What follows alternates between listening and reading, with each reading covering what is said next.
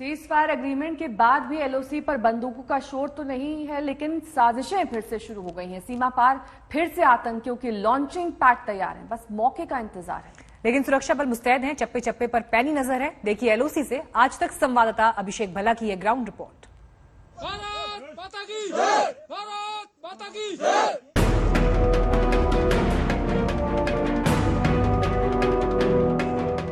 LOC पर बंदूकों का शोर थमा हुआ है। घरों में दुब के लोग खुले में सांस ले रहे हैं। दिल में सुकून है, चेहरे पे मुस्कुराहट लौट आई है। करीब 20 साल बाद एलओसी पर ये बदलाव आया है। 24 फरवरी को दोनों देशों में सीज फायर एग्रीमेंट हुआ, लेकिन पाकिस्तान पर भरोसा अब भी नहीं है। यही वजह है कि सेना मुस्तैद है। सेना के जवान पहले की तरह ही घुसपैठियों पर नजर गड़ाए हुए हैं। दोनों देशों के पोस्ट भी आसपास हैं। कहीं कहीं तो पोस्टों में सिर्फ 100 मीटर का फासला है। हाल ही में 2-3 ऐसे इंसिडेंट हुए हैं जहां पे इन्फिल्ट्रेशन की कोशिश की गई दूसरी तरफ से, और उस इन्फिल्ट्रेशन को रोका गया। टेररिस्ट आने की कोशिश कर रहे थे, उन्हें रोका गया। इस इलाके में जो पोस्ट हैं भारतीय और पाकिस्तानी आर्मी की, वो बेहद नजदीक हैं। इस तरह का जंगली इलाका है, इसलिए चैलेंजेस बढ़ जाते हैं। पोस्ट सिर्फ 100 या 150 मीटर दूर हैं। भले ही सीज फायर एग्रीमेंट हो, लेकिन मुस्तैदी में भारतीय सेना की कोई भी कमी नहीं आई है। ड्रोन वाली साजिश के बाद खुफिया विभाग ने घुसपैठियों को लेकर अलर्ट जारी किया है। आतंकी सीमा पर तैनात हैं, बस मौके की तलाश में हैं। सीज फायर के बाद सीमा पार बने आतंकी ठिकाने और लॉन्च पैड हटा लिए गए थे, लेकिन अब ये फिर से एक्टिव हो गए। एलओसी पर बंदूक तो शांत है, लेकिन आतंकियों की गतिविधियां बढ़ गई हैं। पिछले साल सीज फायर उल्लंघन के रिकॉर्ड मामले आए। 17 सालों में सबसे ज्यादा गोलीबारी हुई। पाकिस्तान ने 4700 बार सीज फायर तोड़ा। धारा 340 हटने के बाद गोलीबारी कुछ ज्यादा ही बढ़ी थी। फरवरी से सीज फायर एग्रीमेंट भारत और पाकिस्तान के बीच हुआ है, और तब से काफी हद तक शांति बनी रही है लाइन ऑफ कंट्रोल पर।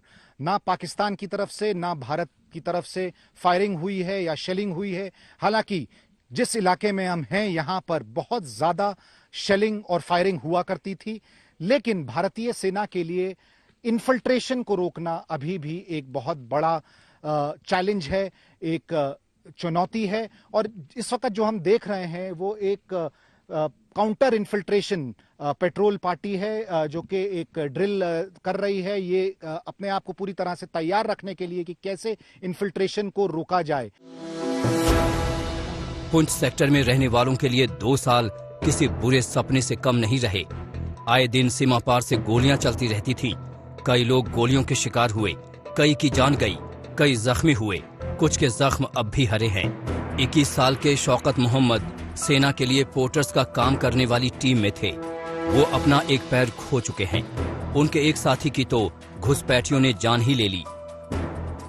10 जनवरी 2020 को हम 10 पोर्टर फौज के साथ काम करते थे। जा रहे थे सुबह 8 बजे, तो वहाँ बैट एक्शन वाले बैठे हुए थे रास्ते में। उन्होंने हमारे ऊपर हमला किया, जिसमें से 2 पोर्टर शहीद हो गए। तो मेरी टांग में उन्होंने गोली मार दी, मेरे को इंजर्ड कर दिया। एक बंदे की वहाँ से गर्दन काट के ले गए वो। तो उन्होंने हमारे साथ बहुत गलत किया।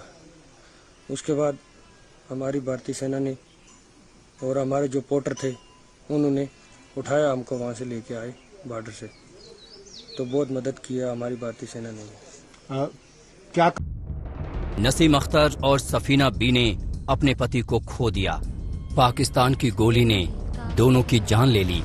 एक शख्स को तो 17 गोलियां लगी थीं। अब उनकी पत्नी किसी तरह बच्चे को पाल रही हैं। उस काम पर जा रहे थे, सामान उठा कर लेकर आगे बैठे हुए थे, उन्होंने मार दिए। सामान उठा के जा रहे थे, तो उन्होंने बहुत जुल्म किया। छोटे छोटे बच्चे हैं, उनको कौन सहारा देने वाला है, रोजी पानी। उन्होंने पाकिस्तान वालों ने बहुत जुल्म किया, तो उनको बदला लेने को चाहिए।